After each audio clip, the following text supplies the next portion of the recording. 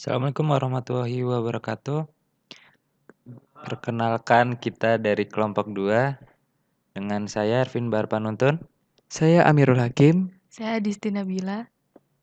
Dan di sini kita akan membahas tentang 2G dan step 2G terjadi handover. Oke, kita bahas selanjutnya teknologi 2G. Generasi kedua selain digunakan untuk komunikasi suara, juga bisa untuk SMS atau short message service adalah layanan dua arah untuk mengirim pesan pendek sebanyak 160 karakter, voicemail, call waiting, dan transfer data dengan kecepatan maksimal 9600 bps atau bit per second. Kecepatan transfer data masih rendah. Generasi 2G menggunakan mekanisme FDMA dalam teknik komunikasinya. Kemudian kita akan membahas tentang arsitektur 2G. Arsitektur sistem GSM atau 2G terdiri dari 3 subsistem yang terinterkoneksi dan berinteraksi di antara mereka sendiri, serta dengan para penggunanya melalui antarmuka atau interface jaringan. Masing-masing subsistem ini adalah Base Station Subsystem atau BSS, Networking Switching Subsystem atau NSS, dan dikendalikan Operation Support Subsystem atau OSS. BSS atau Base Station Subsystem juga dikenal sebagai subsistem radio yang menyediakan dan mengatur jalur transmisi radio antara ponsel dengan MSC. Dalam gambar menunjukkan diagram blok arsitektur sistem GSM. Ponsel berkomunikasi dengan BSS melalui antar muka radio. BSS terdiri dari banyak BSC yang dihubungkan ke sebuah MSC. Dan setiap BSC umumnya mengendalikan sampai beberapa ratus BTS. Di lapangan, beberapa BTS mungkin berlokasi di tempat yang sama dengan BSC-nya. Beberapa BTS lainnya berdistribusi jauh dari BSC dan secara fisik dihubungkan ke BSC melalui jalur gelombang mikro ataupun jalur sewa khusus. Handover atau istilah lain hand-off yang sering digunakan dengan sistem GSM untuk setiap ponsel antar kedua BTS dilakukan di bawah kendali BSC yang sama. Bukan MSC seperti yang terjadi pada sistem AMPS. Hal yang demikian ini sangat mengurangi kerja berat penyaklaran MSC. Kemudian kita akan membahas tentang Network Switching Subsystem atau NSC. Di NSC ini ada 3 basis yang berbeda, yakni Home Location Register (HLR), Visitor Location Register atau VLR, dan Authentication Center atau AUC. HLR merupakan basis data MSS yang berisi informasi pelanggan dan informasi setiap pengguna yang beralokasi dan terdaftar dalam sistem GSM di tempat MSC tersebut berada. VLR merupakan basis data yang secara temporer atau sementara menyimpan informasi pelanggan, dan IMSI setiap pelanggan yang menjelajah untuk mengunjungi cakupan wilayah sebuah MSC, yang bukan merupakan MSC tempat ia didaftarkan pertama kalinya oleh operator sistem GSM. Sedangkan AUC merupakan basis data yang benar-benar dilindungi untuk menangani autentikasi atau pelanggan identitas dan kunci-kunci enkripsi bagi setiap pelanggan di HLR dan VLR. TDMA memberikan satu pita frekuensi untuk dipakai beberapa pelanggan.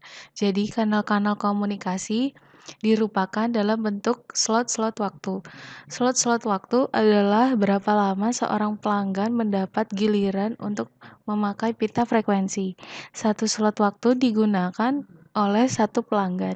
Slot-slot waktu ini dibingkai dalam satu periode yang disebut frame. Jadi misalkan ada 10 pelanggan yang masing-masing adalah A, B, C, D, E, F, G, H, I, dan J. Maka dalam satu frame terdapat 10 slot waktu yang merupakan giliran tiap pelanggan untuk menggunakan pita frekuensi yang sama.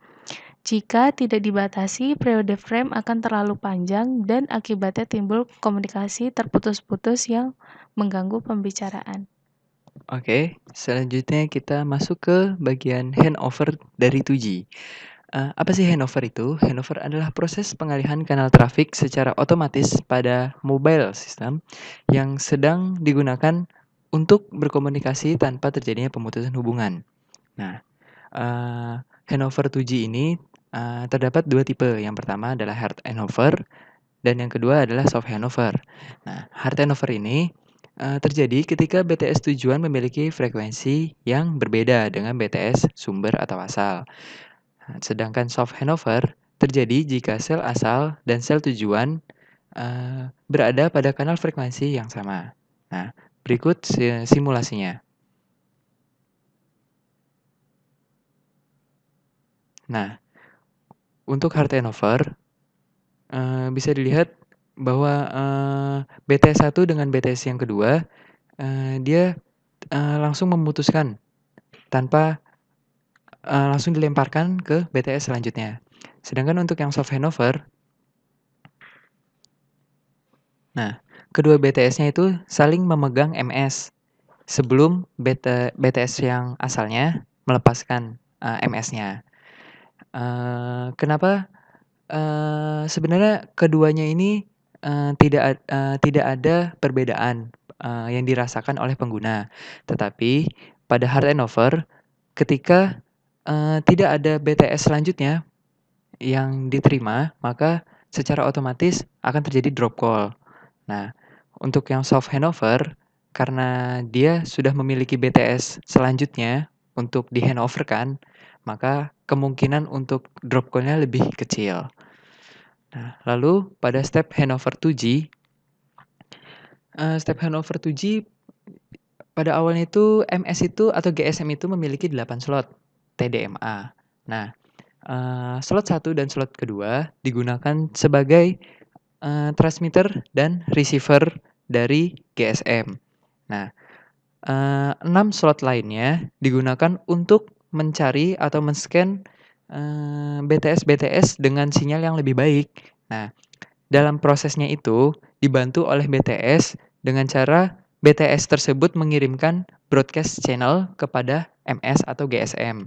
Nah, isi dari broadcast channel itu adalah daftar radio channel dari beacon-beacon frekuensi yang tersedia yang bertetanggaan dengan BTS yang sedang tersambung.